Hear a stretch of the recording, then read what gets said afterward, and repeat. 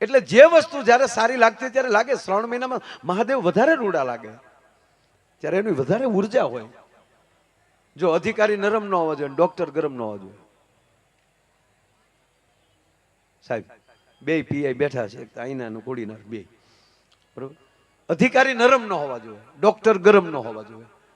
કોઈ પણ અધિકારી હોય એ ભલે ભક્તિભાવ કરે, મંદિરે જાય, પગે લાગી લે, પણ જ્યાં વર્ધી પહેરાઈ જાય અને હાથમાં દંડ હોય તો સારું લાગે. પછી એ કઈ માળા લઈને રસ્તે નીકળી જાય, શ્રી રામચંદ્ર પાલુ ભજમન હરણ બાબાભાઈ દારણ, એ કે સારું ન લાગે. પોલીસ સ્ટેશને જાય ને ઓલા સડાપ દઈને આમ સેલ્યુટ મારે એટલે એમ કે પોચું પોચું, ખોટા બૂટ ન તોડો, ધીરે ધીરે. એ અધિકારી નરમ નો આવે. પોલીસ સ્ટેશને બેસે અને કે કોણ હતા ભાઈ નાઇટમાં આજે? કે જી સર અમે. કેટલાને પકડ્યા? તા કે આજે 5 જણાને પકડ્યા. ક્યાં રાખ્યા છે? તા કે લોકોબમાં. નહીં, લોકોબમાં ન રખાય. 5 પરમેશ્વર કહેવાય, આત્મા પરમાત્મા કહેવાય. ચાલો 5 એને બારા કાઢો, 5 એને સ્નાન કરાવો. બિચારા નાયેલા નહીં હોય, ચાલો ભીલા 5 સ્નાન કરી લ્યો. 5 એને આસન આપો, બેસાડો. ગોરદાદાને બોલાવો, મિલનભાઈને બોલાવો. મિલનભાઈ અને વિધિ કરાવો. 5 એના હાથમાં પાણી આપો. ચાલો મિત્રો 3 વાર પી જાઓ. માધવાય નમઃ, કેશવાય નમઃ, ગોવિંદાય નમઃ. હાથ ધોઈ નાખો અને હવે આંખે પાણી અડાડીને બોલો, તમે આ ગુનો કર્યો છે? ઓલા એમ માને? એ તો પગના તળિયા મળે ને ફાટવા, તારે કે રવા જો, કહી દઉં છું, બધું કહી દઉં. અધિકારી નરમ ન હોવા જોઈએ, ડોક્ટર ગરમ ન હોવા જોઈએ. ડોક્ટર બીજી માં છે. સર્વસ્થ શરીર જોવાનો કોઈને અધિકાર હોય તો એક માને બીજા ડોક્ટરને. આ શરીરના ભગવાન છે ડોક્ટર. બે જ વસ્તુનું ધ્યાન રાખવાનું, ભગવાનનું ડોક્ટરનું. ભગવાનની કફા મરજી થાય તો ડોક્ટર પાસે મોકલી દે, અને ડોક્ટરની કફા મરજી થાય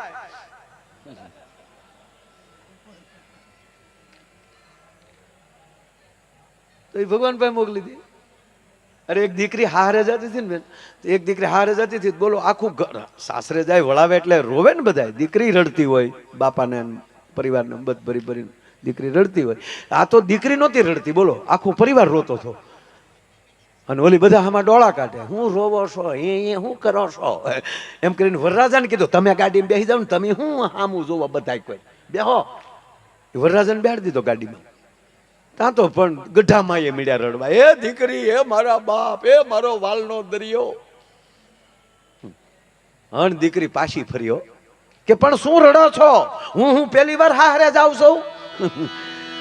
ત્યારે ખબર પડી ગઈ કે આખું ઘર રડતું હતું. હવે મારી માં રહેજે.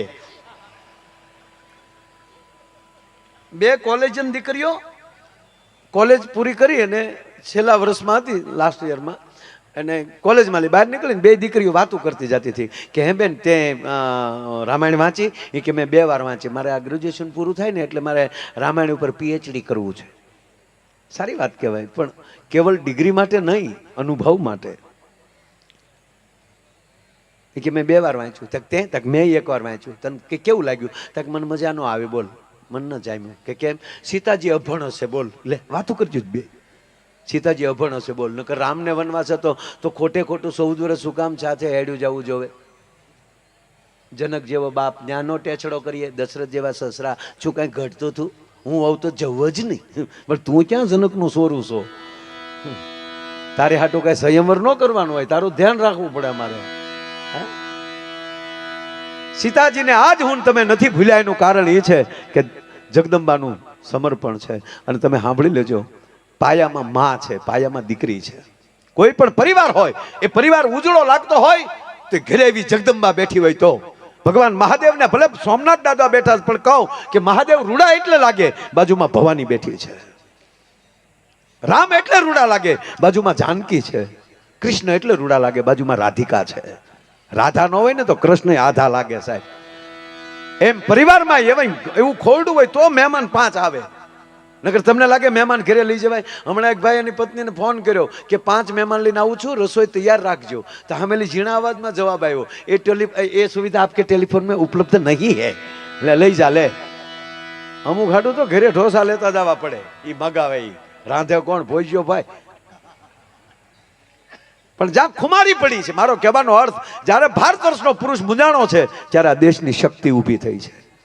એના પતિને એમ કે મૂંઝાતા નહીં. એક બાજુ બધાયનો વિરોધ હાલતો હોય, ગમે એવા આક્ષેપો માથે થયા હોય, અને માણસ એમ કહેતો હોય કે હવે ખરેખર જીવાય નહીં, પણ ત્યારે એની અર્ધાંગના આવીને એમ કહે ને કે ભલે ને દુનિયા ગમે એમ કહે, હું થોડી કાંઈ બોલું, તમે અવળું કાંઈ વિચારતા નહીં, હું તમારી હારે છું. માણસ જીવી જાય સાહેબ. જ્યારે જ્યારે કાંઈ પણ પરિસ્થિતિ ખરાબ થાય ત્યારે એ પુરુષ જ્યારે ધ્રુજે છે ત્યારે દેશની શક્તિ આગળ આવે. કાલ સવારનો દાખલો લઈ લો. શેઠ સગાડ ધ્રુજી ગયા હતા. ભગવાન રક્તપિતિયાનું રૂપ લઈ અને જેથી બિલખાના જાપામાં આવ્યા, 7 દિવસના ઉપવાસ થઈ ગયેલા, કારણ કે વરસાદની 7 દીની હેલી, કોઈ સાધુ મળે નહીં. અને ભગવાન પોતે જેથી રક્તપિતિયાથી આવ્યા ને શેઠ સગાડ જોઈ ગયા. કોઈ માણસોએ કીધું કે શેઠ, એક ઓલા પીપળાના થડ પાસે એક સાધુ બેઠા છે. જોઈ તો રોમે રોમે રક્તપિત હાલ્યા. સાંભળજો આ વાત, રોમે રોમે રક્તપિત હાલ્યા જાય. સાધુ છે ને આવીને શેઠ સગાડ છે એટલું કહે છે, બાપા મારી ઘરે ભોજન કરવા, કારણ કે 7 દીની હેલી છે, તમે 7 દીથા જમ્યા નહીં હો. અરે કે નથી જમ્યો હું, 7 દીથા નથી જમ્યો. તક તો આવો મારા ઘરે. અને ત્યારે ભગવાન એમ કે વાણિયા મને લઈ જા, પણ તું મને જમાડી નહીં શકે. અરે હોય પ્રભુ, હું ગામનો નગર શેઠ અને હું તમને ન જમાડી શકું, આપ મારે ઓલે જમવા પધારો. પણ વાણિયા મને રહેવા દે, મને કોક અડે તોય પીડા થાય છે, મારા અંગમાલી રક્તપિત હાલ્યા જાય છે. હું તમને રૂના કરંડિયામાં લઈ જાઓ. સાહેબ કરંડિયાની અંદર રૂ ગોઠવું અને એની અંદર એને તેડીને બેહાડ્યા. શેઠ સગાડ છે સંગાવતી માથે હુંડલો લઈ અને પોતાના આંગણે લઈ ગયા, નવરાવ્યા, લીમડાના ઊના પાણી કર્યા. અને એમ રૂના પૂંભળાથી એમ કહેવાય કે સાધુને રક્તપિત લૂચે છે. સાધુ રાડ્યું ના રહેવા દે, શેઠ મને પીડા થાય, હમણાં મટી જાય બાપુ, હમણાં મટી જાય. એને નવરાવ્યા, નવા વસ્ત્રો આપ્યા, ભોજન તૈયાર કર્યું અને ભોજનની થાળી જ્યાં પીરસી બાપુ. અને હવે અખિલ બ્રહ્માંડનો માલિક સાધુના વેહમાં પૂછે છે કે શેઠ શું છે આ? પ્રભુ પકવાન છે, લાપસી છે, શીરો છે, પૂરી છે, આપને જે અનુકૂળ લાગે. અને સાહેબ થાળીને ઠપાટ મારી પરમાત્માએ. હું એટલે કહેતો હતો વાણિયા, તું મને નહીં જમાડી શકે. હું અઘોરી સંપ્રદાયનો સાધુ, હું અન્ન નથી ખાતો, હું તો માટી ભરખનારો છું. ઓહો, આ વૈષ્ણવ સાધુ સાહેબ મચ્છર ન મારી શકે, ઈ ન જોઈ શકે. જીવદયામાં માનનારો માણા એ પરમાટી લાવે ક્યાંથી? સાહેબ વાણિયાનો દીકરો હોવા છતાં આંગણેલી ભૂખ્યા જાય તો આશરા ધર્મ લાજે. એ સમજીને કસાઈ વાડે જાય, પરમાટી લાવે, ઈ રાંધે જે વાણિયારે ભાત સિવા રાંધ્યું ન હોય સાહેબ. અને એને એક સત્યના માટે આપણી ધરતીની ખુમારી હું છે એ વાત કરી રહ્યો છું આપણી સામે. અમારી પાસે જોક્સ પડ્યા જ છે, જોઈએ એટલા પડ્યા. મારા બાપ પણ આ મેળામાં બેઠા આયલી કંઈક સારી વાત કરીને જાય અને સોમનાથની ધજાએ શબ્દ અડી જાય ને તોય અમે અમર થાય, અમારા નામ અમર થાય સાહેબ. આમ આપણે ભેગા થાય સાહેબ. એટલે વાત એ કરતો હતો કે એ જામ 2 જ મિનિટનો આ પ્રસંગ છે સાહેબ, પણ માણસને હલબલાવી નાખે કે આ દેશની સ્ત્રી ધારે તો શું કરી શકે. એ માટી રાંધી અને જબ થાળ ધર્યો કે લ્યો પ્રભુ જમી લ્યો. શેની માટી છે? પશુની માટી. વાણિયા હું કહેતો હતો તને કે તું મને નહીં જમાડી શકે, હું તો માણસની માટી ખાનારો છું. માણસ દાડીએ ન મળે, મરવા કોણ મળે. અને તેથી શેઠ સગાડ છે ધ્રુજી જાન ઓરડામાં માથું પકડી બેઠા. દેવી હવે શું કરું? મારે આંગણેલી કોઈ મહેમાન ભૂખ્યો જાહે તો કાઠિયાવાડમાં કોકની ભૂલો થા ભગવાન, થઈ જા મારો મહેમાન, તને સ્વર્ગ ભૂલાવું શામળા. કાલ શેઠાણીયા દુહો કોઈ નહીં ગયો. અને તે દી આ દેશના જગદંબા એટલું બોલી છે, શેઠ એમાં મૂંઝાવાનું ન હોય. તક મૂંઝાવ નહીં તો હું કરું? મરવા માણા કોણ મળે ને કોને રાંધો? તક તો જેને મેં 9.5 મહિના મારા પેટમાં રાખ્યો, એ 7 વર્ષનો મારો સેલૈયો ભણવા ગયો, એ તેથી કેદી કામ આવશે? જાઓ એને લઈ આવો. સાહેબ પરમાત્મા સાંભળે છે ઓસરીમાં બેઠો બેઠો કે હા વાણિયા કરી ખરી હો સાહેબ. 100 રૂપિયે માસ્તરનું રૂપ ધારણ કર્યું અને નિશાળે પોગી ગયા પરમાત્મા. અને શેલિયાને કીધું કે શેલિયા આગળ તારા બાપા આવે છે તને લેવા માટે, તું ભાગી જા. કે કેમ? તા કે એક મહેમાન આવ્યો છે, એ મહેમાન ધુતારો છે અને તારા બા બાપુજી એના ભાવમાં આવી ગયા છે અને એ તને મારી નાખશે અને તને મારી અને તારું ભોજન એને પીરસવાના છે, તારું માથું કાપી નાખશે. તેથી 7 વર્ષનો દીકરો જેની માવુએ પેટમાં હોય ને બાળક, જ્યારે રામાયણના પાઠ કર્યા હોય ને એ આવા દીકરા થાય. ખરે માસ્તર, તમે માસ્તર થઈ, તમે મારા ગુરુ થઈને તમે મને આવી સલાહ આપો કે માવતર આવે છે ને ભાગી જા.